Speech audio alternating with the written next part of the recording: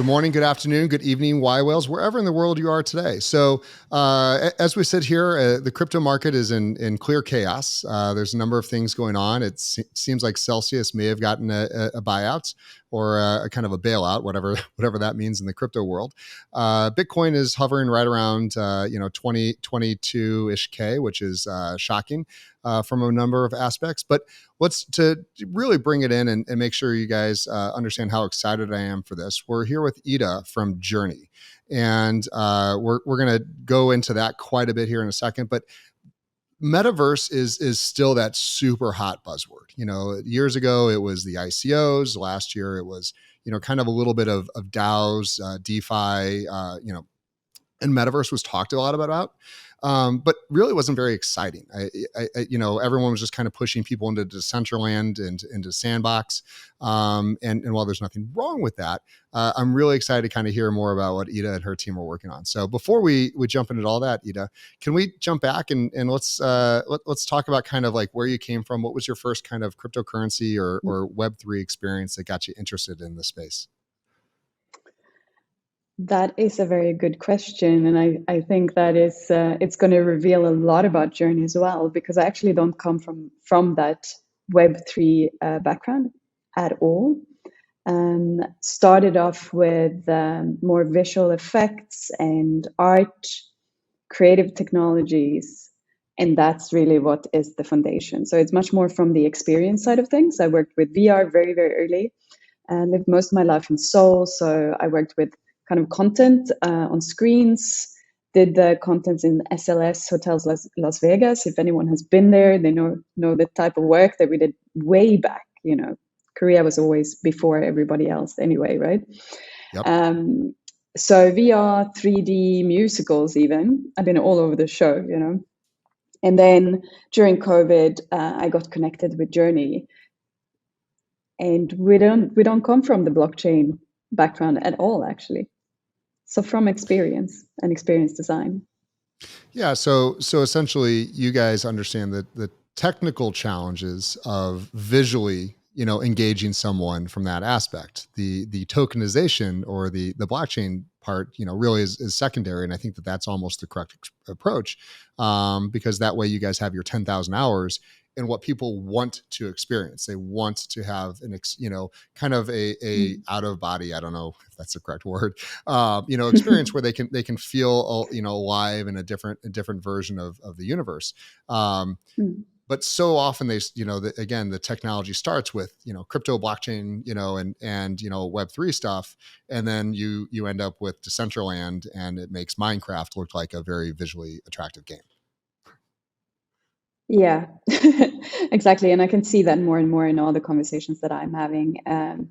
Even people that have extended experience in crypto and working on building something, this is where we meet. And this is the moment where these different experiences and different approaches are really starting to merge and overlap and develop something that can be very exciting for the future, I believe. That's awesome. So give me the elevator pitch, the 5-ish minute elevator pitch of JOURNEE and kind of like what you guys are trying to change about the world. I like the challenge, especially with changing the world there. Again, JOURNEE comes from a very different background. Our DNA is experience, and we often like to speak about emotional connection, right? When you speak about experience. So when the world went flat in March 2020, this is what we were good at. And we started building actually a museum first, because one of our co-founders is a creative technologist and also an artist. So we built a museum, started adding different layers on our tech stack. And suddenly we had this thing, which was super high quality. We had by then switched to pixel streaming. We'd switched to Unreal from Unity. And we started adding multiplayer because it was a bit lonely in there, And we realized that we could actually make people feel something. And that is what we're still doing today. And what we are sitting with today is basically a creative team and a tech stack. So we can deliver it, but also people who have Unreal capacities can deploy on Journey directly. Most people would still come to us for our visuals and for that ability of creating emotional connection. And we're working with the largest brands in the world. It's BMW, it's H&M, it's just keeps going. I don't like name dropping too much, but we can name drop right now. No, it's very relevant because we know that every brand, any major brand around the world is thinking Web3. They're thinking metaverse. They're Yeah. thinking NFT. They're even thinking tokens. So when again, I'm going to dive into a number of fun questions here. So when you first meet with these companies, and we don't have to name any of them off the bat, what's kind of their initial theses of which they think they're getting into versus the reality of which you have to educate? I think, wow, yeah. Some come completely blank. There is this metaverse thing. Some people come like from the innovation team and they say, can you please convince our management? And some come, and this is what I kind of feel is resulting in the most interesting project. They come with like, let's try this one thing. Let's try a peak experience, just one project, and we play with it. And it doesn't even have a business model in mind for the first steps, It's just to like start getting to know this space. What do we do? How do we get people there? How do we make them feel something that we want them to feel? And how can we create a cool connection with the brand? And then we keep evolving and start adding other layers or building out or doing something interesting. So help me understand a little bit about Journey. And is that, designed to be one world that's wide open, or is it lots of siloed little metaverses? So this is where we are also very different. There is no Journey land. There is no central Journey lobby that all the brands are building their things on top. It's completely white labeled. So take BMW doing Joytopia is one of the big cases that we have done for them that became very known. It's basically just a link. So it's a pixel stream, cloud rendered, metaverse directly in the browser. And that means that you just need a screen. Computer, phone, not that great connection even. As long as you can watch YouTube, you can walk into a Journey metaverse through just a web link, basically. That's awesome. So basically, whether I'm trying to grab my Oculus here. Yeah. So are they VR enabled, or are they basically you kind of give people the choice? So they could be, but our belief is that we have to work with where the users are right now. And not that many people have VR glasses at the moment, It might be in a couple of years. Let's see where everything takes us. We don't know, right, where it's going to go. But right now, most people with internet connection have a screen, right? So let's start there. That's kind of our approach. I love that. And to be clear, I personally really like the kind of agnostic approach that you guys have, which is, there's not one website that hosts every single person's content. And if someone wants, even in Decentraland, if you want to go from one experience to another, there's very few people that are walking all the way across the map. You're just bouncing from coordinates to coordinates. The fact that there's other things nearby, may or may not ever be relevant. So, coming about what you guys are doing at Journey, it sounds like very much like every corporation can have its own website. They can also have their own metaverse and build that experience and keep it siloed, keep it, each culture, corporate culture has their own, like, this is allowed, that's not allowed. So I really think that's an interesting play. Is there, what are kind of the biggest, technical challenges? Because you guys are a very technical team and you're on Unity, correct? Unreal. So you moved off. Okay. So when you're talking about this and Unreal, there's a lot of licensing rights. What's the biggest challenge that you're seeing right now in building out these metaverses, and deploying them for corporate clients? Time, I think, and team capacity, because we have more requests than we can handle. Yeah. It's so, how big is your team? Talk to us about kind of the challenges of scaling your team. Oh, that is very interesting because I can never answer that question. I saw today when that we have like 56 users on Slack, so we're around that. but we're scaling very, very quickly. So there's a new member in the team almost every day right now. That's amazing. And so, again, just kind of looking through your overall, I mean, you guys will design almost any world. Like the physics are not always needed. So what's Yeah. some of your favorite that you've done so far? I like the ones that are really imaginative, actually. I find, when you play with that approach, that 98% real feels strange and odd, right? It's Yeah. almost more impactful and more emotional when it's very out there. I still love BMW's first Joytopia. It's like this kind of Alice in Wonderland situation where Christopher Waltz is running around like a fox, just that. I really, really like that. We also recently did a showroom for H&M that was quite cool. I like the way that you can see the fabric moving. So instead of having, a person, an avatar in the clothes, the fabric is kind of moving by itself. They're empty. There isn't a person, but you can see the movement in it. So those are So, some of my favorite ones. oh, no, I love that. So with the fact that you can have multiple people in these metaverses, it's not, you're not just kind of staring off into space. What kind of challenges does that bring along? Because are the avatars, are you guys allowing NFT avatars to come in, or how do you guys integrate with kind of current Web3 technologies? We've recently integrated with Ready Player Me, and it's been a quite interesting development actually, because our clients haven't been requiring or even looking for NFTs yet. They've actually more looked for experience and haven't even thought that far. But now it's coming. So Ready Player Me is really the first step. We just did a wearable that is accessible on Ready Play Me now for BMW, a little hoodie, I think it is. Looks really cool. So that is our first step. That's awesome. And what again? We're a business focused thing. So what's like the starter package for a metaverse cost? If I just want to have a world and I just want to put in a couple cars that people can drive around and things blow up, what are kind of the starting points for someone to think about that? It's not cheap. Maybe I should start there. Yeah, I didn't expect it to be. Yeah, we always say just simple 6, 7 digits is Okay. standard euros then.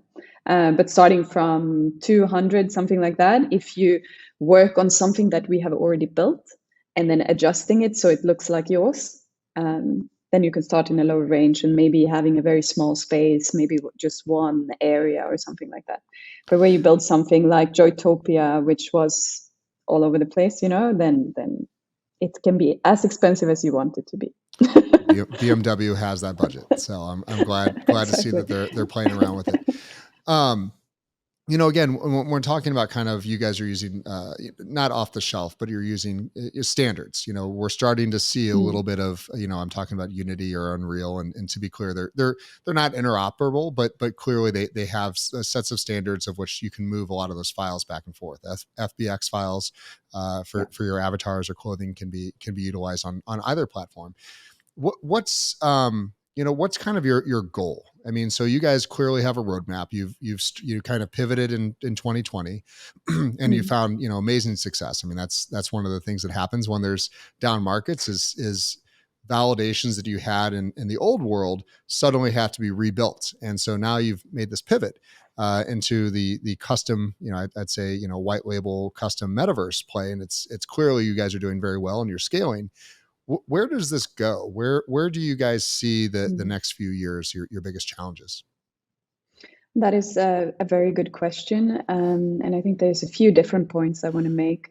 That where we came from was really to build the most beautiful internet. And we're on the way, as you were saying, that each corporation could have their own metaverse, just like a URL. And maybe that will be the next website. Maybe you won't have a flat site, but it's actually something you step into. But to be able to get there and to the amount of scaling that needs to happen, we do need to see a democratization of 3D creation. And to see that, there's great people working on that, right? That isn't us. But what we can do to enable that is the technology, right? So what we're focusing on is to scale that underlying tech stack that we have and make it easier and easier for people to deploy. That's amazing. So there's two, kind of films that I always refer to. One is Ready Player One. Everyone's seen it. We get Mm. it. And the other is Free Guy. And they're kind of a little bit different because Ready Player One is 100% immersive. Goggles are on. There's absolutely no visualization outside of what's being fed to you, and that's what you guys are doing today, which is a true essentially VR experience. Even if you're using a phone or a computer, you are entering that world. Mm. What's your thoughts on the AR world, where kind of a little bit more Free Guy? You're putting on some goggles. We know Apple's got some products coming.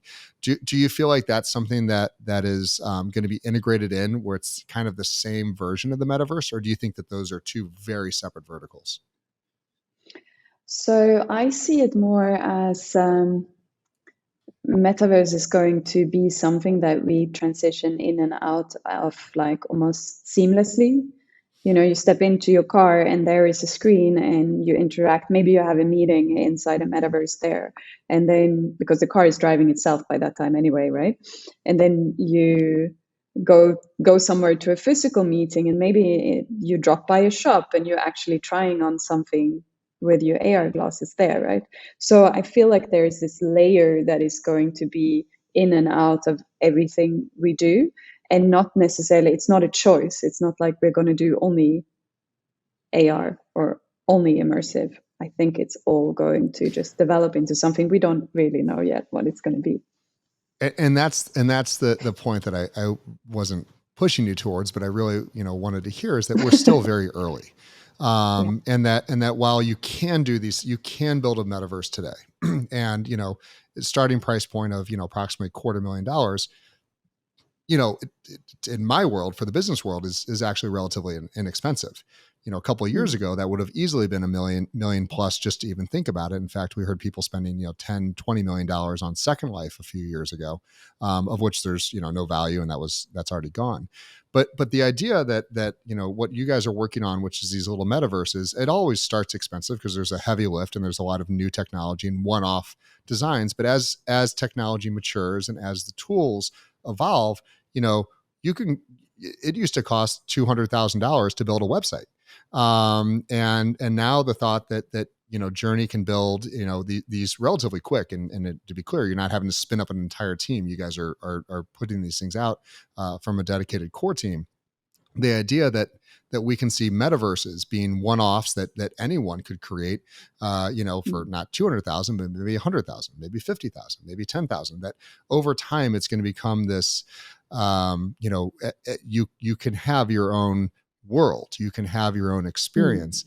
How do you think that changes society? Because right now we're still living in a very physical world, and quarantine and COVID obviously changed you guys dynamically to pivot to what you do. And so right now Mm. everyone's being invited into these larger metaverses. What's your kind of thought about as it gets smaller and more niche down? Mm. I guess I have a hope and then I have a fear side of that answer as well. Or maybe that's just how humanity works. I always go back to how we actually function as human beings. I believe that there will be like the perfect world and the terrible world existing at the same time next to each other. We will always have the people that get sucked into it, and addiction is something that is a part of humanity, right? So it will happen that people sit all the time and don't get out of this and live within it, kind of like the Ready Player One story in a way, right? Very, Yeah. very focused on it. But then there is the other side, and I would like to emphasize a lot of that hope side of the story, because I feel a lot of people in the industry, and coming from very different backgrounds, more blockchain, more gaming, and people like us, when I speak often on panels together with the leaders in the industry, we all say, like, we like the physical world. We want to spend less time in these worlds. So I think the hope there lies, we're spending a huge amount of time on our social media and in the Web2 services that we're using every day. What if this, what we are building, could be more immersive, more inspirational, and could actually make us spend less time with the screens and more time outside them instead of playing with this attention economy that we're so stuck in right now. Maybe it could be something different. So what you're saying is that you feel that because it's immersive, you can accomplish more. That we could, instead of a 8-hour workday theoretically in front of a computer screen, you could compact that down because you're much more effective. You're able to see and do more things because you're not linked to something like a laptop. You have, you can draw, you can scale, you can do a number of other things. Yeah. That's really cool. So I've Alvin with HTC is we've done a number of conversations with him, and he's in the research development side of things. And HTC, they say that Web 1 was defined that it was the first time people ever spent 4 to 5+ hours in front of a computer screen, absorbing information, not typing, not writing a novel, but absorbing information out of a computer screen. Web 2 HTC defines as people spending 4 to 5+ hours not talking on a phone, but just interacting with the screen of a phone. And again, we saw the world dynamically changed for people like that. In their world, they're saying that people will be spending 4 to 5 hours. Web 3 will be defined by people spending 4 to 5+ hours in a virtual or augmented reality environment, which is exactly what you're saying right now. How can someone properly educate and prepare themselves for that kind of world? Because that's a big dynamic difference. That's not going from a laptop to a phone. Now it's your eyes, your entire focus has changed. How can someone start learning about this and spending more time preparing for that? If I had the perfect answer on that question, then I can just imagine, right? I think the key is to be curious. I mean, obviously, in my work, I see a lot of people that are scared, frightened actually for that future, and just don't want to deal with it at all. There's a lot of people out there like that. And I think the answer, instead of going there, is to learn and try when you can. So there's always some exhibition around. Almost every city these days has some kind of VR thing going on, right? Go and try it out. Just try it out, see what it's like, but be aware that it's what it is right now, and then play with your imagination. Where can this go, right? Try this kind of things like JOURNEE, where you're actually experiencing it on a screen. See what it feels like to do it at home, but on the street and in a coffee shop. Maybe you can realize that you're getting completely immersed in something when you're sitting and forgetting the world around you, right? So I would just say curiosity and explore. Yeah, I mean it's absolutely. And by the way, my questions are designed to be really hard and off the cuff. So I'm loving them. good. So I'll keep going with this idea. So has anyone yet you built a metaverse of which they designed and built to monetize right off the bat? So that it was essentially kind of a private community of which they were asking you, hey, I want you to build this, but I need a way, a gatekeeper to collect fees. And so it's not a public website or a public metaverse, it's a private one. This is also a great question and very much in time for what we are experiencing right now. I'll just give you a little bit of a background of what we have seen at JOURNEE. In the beginning, we saw that people were or companies were trying to rescue what they had lost with COVID. So it was like moving conferences into Metaverse sort of thing. And then we started seeing extensions of events and brands trying to reconnect with their customers that they now couldn't connect with. And that's when we started to see more experiences rather than just having a screen where somebody's talking inside the Metaverse. And then after that, we saw that brands started to be curious about building platforms. There we have the H&M case with a showroom could be a good example of that, where you're doing something that you could reuse and play with. And then the next stage, which is actually where we are right now, is the business models. And what we find is that I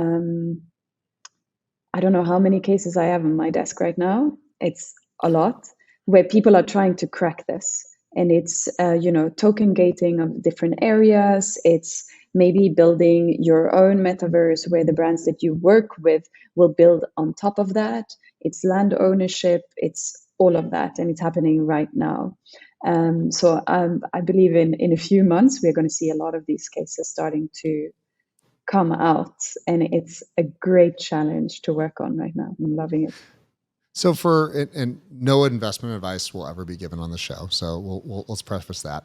But for people that are, again, really interested for themselves or for their businesses, saying like, I need to start investing, I need to start, playing around with this. Where can we send them to see this? What's does JOURNEE have demos? If we want to go on the BMW one, I assume we can just go on that and play around with it. But where do we kind of keep involved with what you guys are working on day to day and also provide feedback? So I think the best way is to connect with me so that I can make sure that when the next brand experience is going live. Because the interesting thing is here also, because we're working with pixel streaming, nobody has yet put one of their experiences permanent. That's also something that is coming right now that we're working on. So the best way is just to follow me on LinkedIn or something like that and see when something goes live. The other thing is that if you do work on a case, just send me a message and I'm going to be your metaverse guide for half an hour, and I'll show you what it's all about. And I'll put a couple of worlds online and we'll check it out.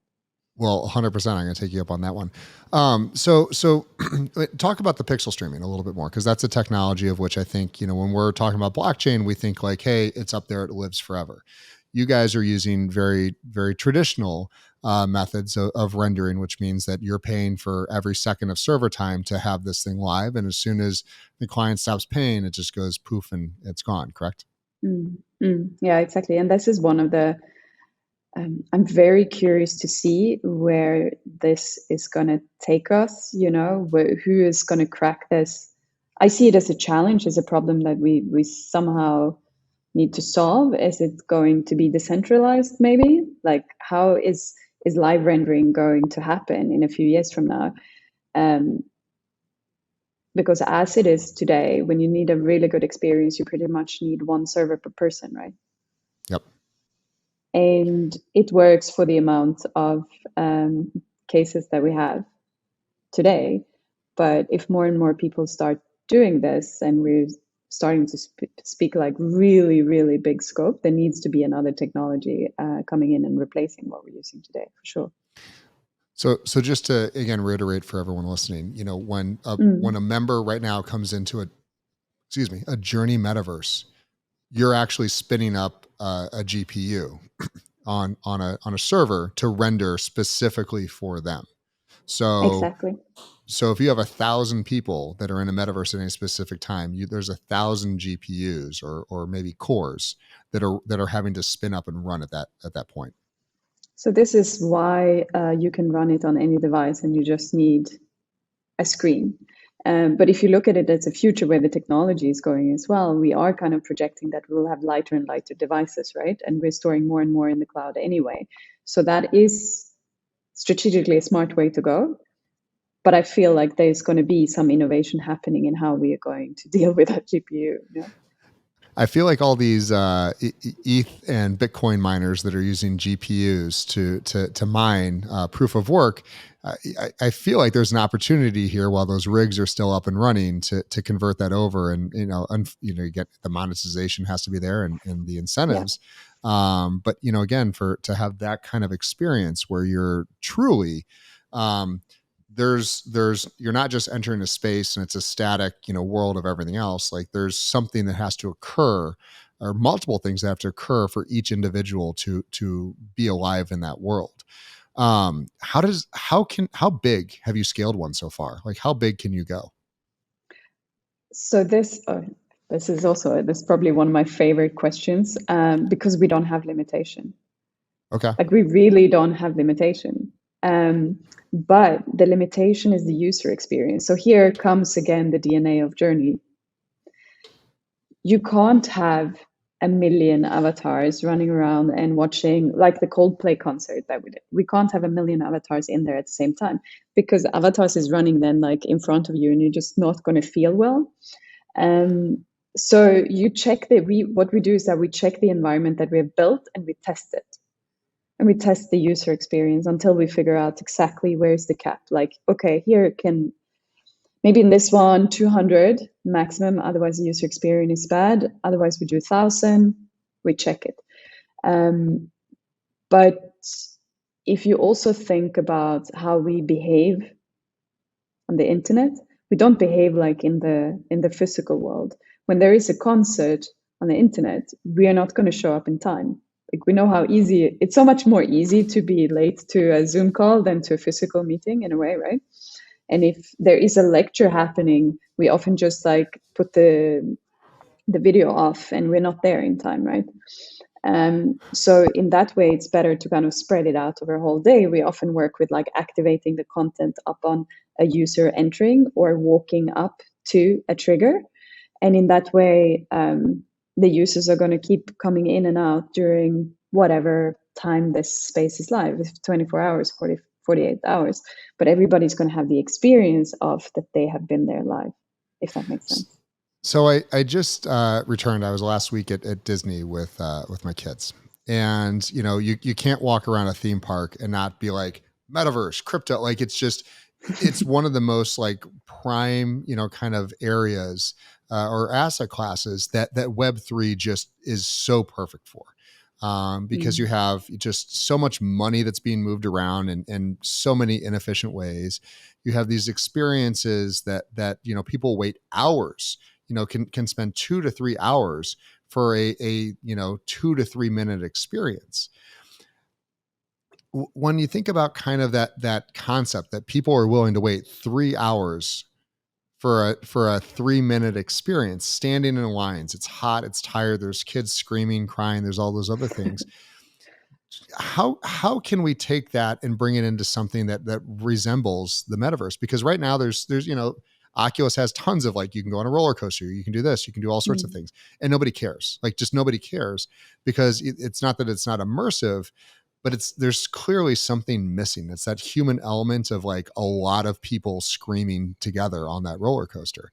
What's going to be kind of those couple key items to get the right number of people into having a shared experience?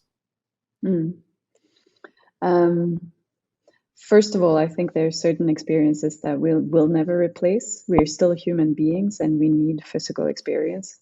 And if we forget that, we're never going to go right with what we're trying to build. But having a shared experience, I'll just give you a couple of examples, I think, where I feel that we have had it really strongly. The first one was very early in our development where one of our co-founders, Thomas, actually sent a link to his quite old father, and they walked through a forest together. And this was, again, early in our development. So the avatars looked a little bit like those birds in Monument Valley. But they were walking through this forest together, and afterwards his father sent him a message and said that he was really moved by this experience. It was during COVID, they couldn't see each other. So that is a shared experience in my perspective. And then things like we had avatars dancing together to a Coldplay concert. There is something happening there. In a very recent case, we did an event for Vogue Business, and we saw that people were really mingling, actually. We had a beach scene where they kind of could have a drink, and they walked up to each other and started to interact. And then we could see how these people were then grateful that they had gotten to know each other because they were posting. We have a function where you can take a picture, and we could see that they had been meeting in this metaverse, and now they were posting about it on LinkedIn. So it's there, and I find it difficult to say, I don't have the bullet points yet of like, this is what it is. I don't have the recipe. Maybe somebody else in the team has it, some creative director sitting on the secret sauce somewhere in the team. But it's there and it's happening.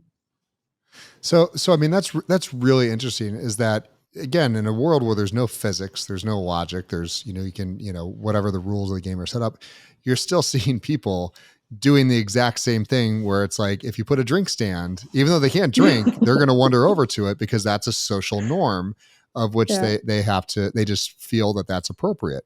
I find that's really interesting. What other yeah, no. kind of observations along those lines have you guys been noticing? Um, that really is that connection between the physical world and these new worlds that Journey is creating. Mm.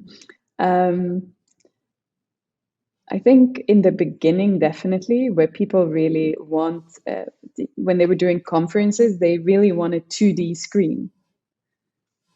It should be a screen, and there should be a keynote and all of that. I find that super interesting. Why are we as human beings thinking that a presentation should be like that when we could actually step into that world that we're speaking about, right? So there is so much more, but we still think that it has to be a screen. And then I would Yeah, say I'm how people interact with water, how people are like if they drop into the water, we have a thing where you can always kind of go really far out in the sea, and you can even go under the water and things. Um, but people would ask me then when I'm guiding them, they would be like, "Yeah, how do you swim?" you don't need to swim. There's Exactly. you're there's no physics, there's no air, there's no nothing. It's that matrix line. What are you why are you breathing? Like so, how immersive? You guys clearly spend a lot of time on what you're building today, but I'm sure you're spending a lot of time watching what's coming down the pipe. Um, Mm, yWhales invested in a company called merge.io, which is the plate, and you can feel things. It creates a sonic vibration and everything else. What are you seeing, kind of like that's going to bring that next level, kind of that yeah, past 3D, a little bit into the 4D? You're mm. feeling things. Do you think it's vests? Do you think it's gloves? Where do you think is going to get us to that next level? It's easy to just take something you've seen before, right? And go like something like a Ready Player One and imagine that it's all going to be like that. Um, and I'm almost imagining that it's going to be much more simple. At the moment, it's quite chunky and clunky. I don't know, maybe there will be something like a little sensor that you put on, maybe just a wristband or something that kind of can read your whole body. Um, and that's what I'm imagining with glasses as well, that they need to be like really light and cool if we're going to wear them. So I'm imagining something like that you just kind of have and it's there and you activate it. It's not inside our skin, preferably a wearable, Preferably. preferably something like that. It's really amazing. And again, the whole point is that we have to get for metaverse to be a real thing. There was plenty of smartphones that existed prior to the iPhone. And I Mm, remember when I heard that the iPhone was going to be a touchscreen only, I go, oh, that's a shame. What, touchscreens just don't work. And then suddenly you got it in your hand, you go, holy cow, like it yeah. actually works. And then each iteration has kind of grown and continues to go from there.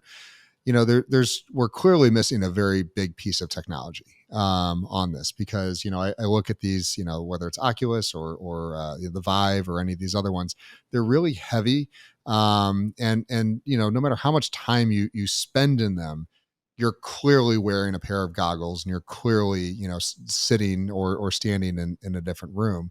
And I think that what you're talking about is kind of like, how do we get that spatial awareness to make you Mm, really feel like you're standing in that cloud? And that's going to be a little bit of more than just a visual audio interaction. There's another sense missing, and I don't think it's going to be smell or anything else, but something that kind of helps you interact in those spaces.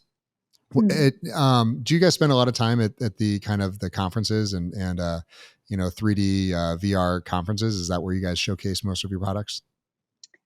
We don't showcase that much. We are in a very good position, actually, that we don't need to. But I tend That's to, even better. yeah, it's great. It's a really good place to be. So we're not showcasing anywhere, but I tend to be speaking at quite a few conferences, and then it's It's usually some blockchain Web3 where we are coming in as that immersive, different entry into this space, kind of with a different point of view. Yeah, I mean, and again, no investment advice or advice at all ever comes from me, but I would say any company that's thinking, about Web3, they're thinking about NFTs, they're thinking about tokens, they're thinking about all these things, really needs to understand metaverse, what it is today, and where it's going. And I think you've given a ton of information here on just things that people need to be thinking about. That it doesn't need to be this massive shared experience of which you have a million people logging into a single server. There's a lot of things that can be done on the back end to say, let's curate and put like-minded people, or bubbles of people inside of a shared experience of which they'll have a better time, or they'll have better connections. The ideas around these kind of curated metaverses, which is exactly what you guys are building. If someone right now you've got a BMW one, but if you had a Ferrari one and a Lamborghini one and a Subaru one, you would find different people wanting to go enjoy different metaverses. Someone that is a big Subaru fan is going to want to hang out there and not with the BMWs. So the idea around the data and around kind of the cultures that can be created, because you're global. The one thing I say constantly is that Web3 is connected to anyone and everyone around the planet. The only challenge we have left is time zones. And I think that it sounds like you've solved a little bit of that, because you're having experiences that start when you show up. You're having conferences that start when you show up. So, when we do live events, I kind of have to just say, I'm going to do this for this many time zones, and then I got to do it all over again for the other side of the world. But they never really get to interact all in one. So the idea that, you can have one speech, you can have one interaction that truly covers the globe is a really innovative way to think about that.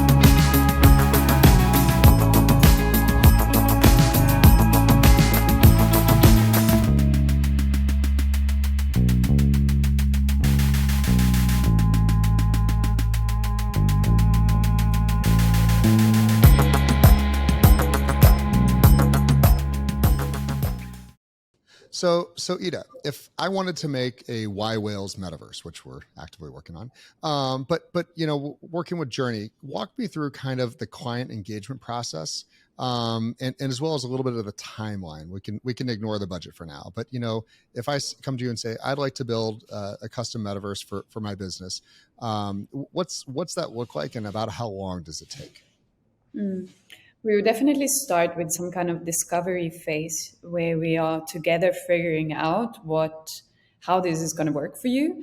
And mainly because most clients these days come from maybe having seen Decentraland, etc., as we've spoken a little bit about. And this is completely different. And we need to figure out how are you going to have your community have a shared experience, right? So we would start with that, and then we would start the build. And when we're building, we're basically then building in Unreal. And in that process, you would obviously be involved and you would see things throughout the process and would have touch points, etc. And then we would need to have the very important question that probably should be answered already in the discovery phase. Should you have it persistent? Should you not? And if it's persistent, how is that going to work? What's your budget? Although we're trying to avoid the budget now. And also things like, are we going to work with interoperability? Do you want to have some token gating? And I presume that a community that, like yours, would want to have something like that since it's so exclusive. So then we need to figure out, what integrations we would do for that. Should we work with that chain or that chain? Do you have a preferred wallet? And figuring all of that out. So that would be built in as well.